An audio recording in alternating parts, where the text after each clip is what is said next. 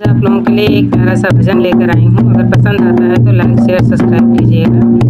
भगवान तुम्हारे सहारे से मेरी नैया लगा